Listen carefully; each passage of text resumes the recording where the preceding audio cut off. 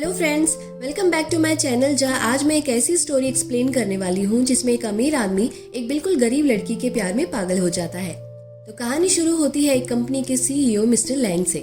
Mister Lang का अपना एक होटल होता है और उन्हें खाने खाने का काफी शौक होता है।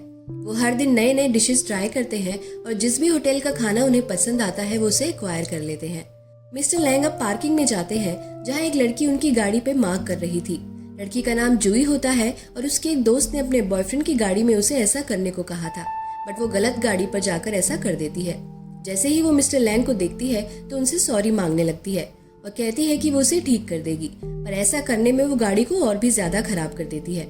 मिस्टर लैंग उसको देखकर गुस्सा करते हैं और फिर जूही वहाँ से भाग जाती है। अब अगले दिन जूही अपने सपनों से उठती है और अपने होटल जाने को तैयार होती है।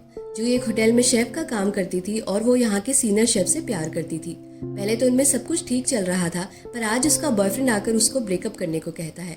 वो कहता है कि जूही उसे कुछ खास पसंद नहीं है। अब आज मिस्टर लैंग जूही के होटल आते हैं क्योंकि वो यहाँ की डिशेस ट्राई करके डिसाइड करने वाले थे कि उन्हें ये होटल एक्वायर करना है या नहीं। अब पूरा होटल स्टाफ मिस्टर लैंग को इम्प्रेस करने में लग जाता है, पर मिस्टर लैंग को अब तक उनकी कोई भी सर्विसेज अच्छी नहीं लग रही थी। अब टाइम आता है उनके लिए बनाई हुई डिशेस को टेस्ट करने का। उनके सामने हजारों डिशेस रखी जाती हैं, पर वो सबको रिजेक्ट कर देते हैं। इसके बाद अब जूही को एक ट्रेडिशनल डिश बनाने को कहा जाता है। जूही का तो ब्रेकअप की वजह से पहले ही दिमाग खराब था, पर वो एक अच्छी डिश बनाने में लग जाती है। अब जूही की डिश मिस्टर लैंग के सामने रखी जाती है और मिस्टर लैंग उसको खाने के बाद उंगलियां चाटते रह जाते हैं। अब सबको लग गया था कि ये डील तो उनके पास ही आ सकती है। इसके बाद जूही अपना गम भुलाने के लिए ड्रिंक कर लेती है और मिस्टर लैंग की बालकनी में कूद जाती है।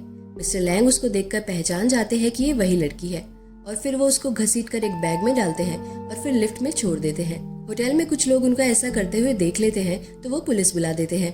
पुलिस मिस्टर लैंग को पूरी रात लॉकअप में रखती है।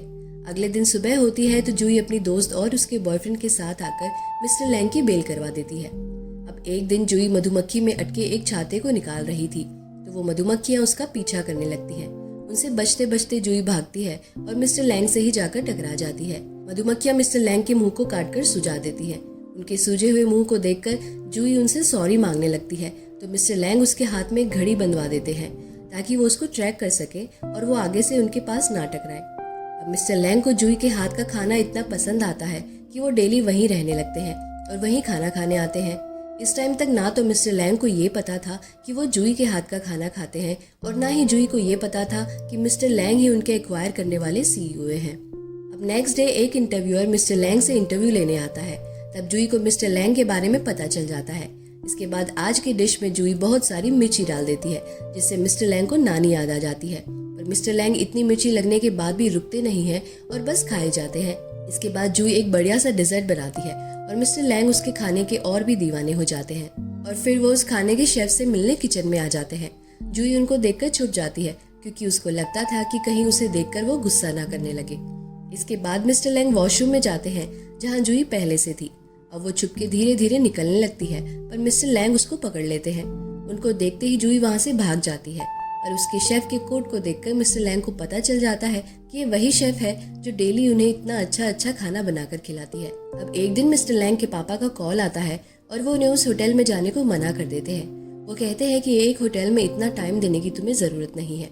मिस्टर लैंग उनकी बातें सुनकर दुखी हो जाते हैं।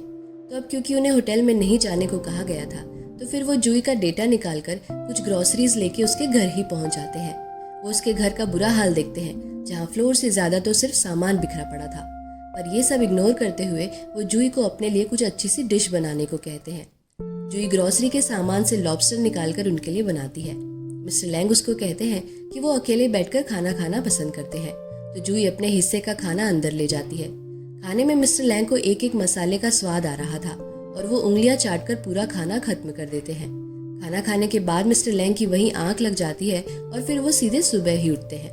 अब ये सिलसिला डेली होने लगता है जहाँ मिस्टर लैंग ग्रोसरीज लेते हैं और जूही के घर पहुंच जाते हैं और फिर उसे कुछ खाना बनाने को कहते हैं। खाना खा के वो वहीं सो जाया करते थे। अब एक दिन मिस्टर लैंग जूही के घर नहीं आते तो जूही परेशान होकर उनके घर पहुंच जाती है। वो वहाँ पहले से एक लड़की शेफ को देखती है और गुस्सा करने लगती है।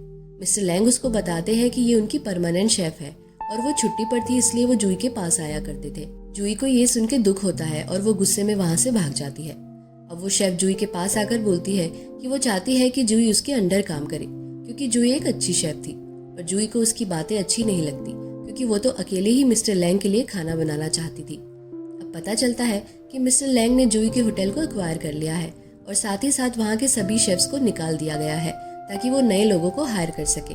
मिस्टर लैंग जूही को आकर उसे अपना पर्सनल शेफ बनने को बोलते हैं, पर जूही उन्हें ऐसा करने से मना कर देती है। वो कहती है कि जिस आदमी के सीने में दिल नहीं है वो उनके साथ काम नहीं करना चाहती क्योंकि उन्होंने बाकी सबको फायर कर दिया था।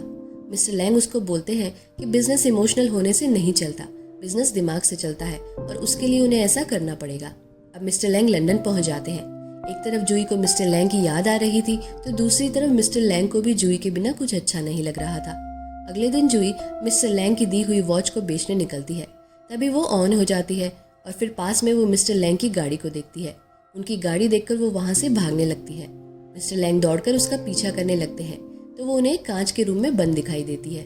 मिस्टर लैंग आकर उसको बताते हैं कि वो उनको अच्छी लगती है और फिर वो हमेशा उसके ही हाथ का खाना खाना चाहते हैं। जूही उनकी बातें सुनकर मुस्कुराती है और उनको अपनी तारीफ करने को कहती है। मिस्टर लैंग जूही की तारीफ करते हैं और फिर वो शर्माने लगती है। अब दोनों वहां से निकलते हैं और एक ऊंची बिल्डिंग में जाकर बैठ जाते हैं जहाँ सनसेट हो रहा था। वहाँ वो दोनों एक दूसरे के साथ अच्छा टाइम स्पेंड करते हैं और हमेशा की तरह जूही हंसने मुस्कुराने लगती है और इसी मुस्कुराहट के साथ हमारी ये खूबसूरत सी मूवी खत्म हो जाती है। दोस्तों, कैसी लगी आपको ये मूवी कमेंट सेक्शन में आकर ज़रूर बताइएगा और सब्सक्राइब करना ना भूलिएगा और मेरी नेक्स्ट वीडियो के आने तक आप लोग भी मुस्कुराते रहिए। Bye bye.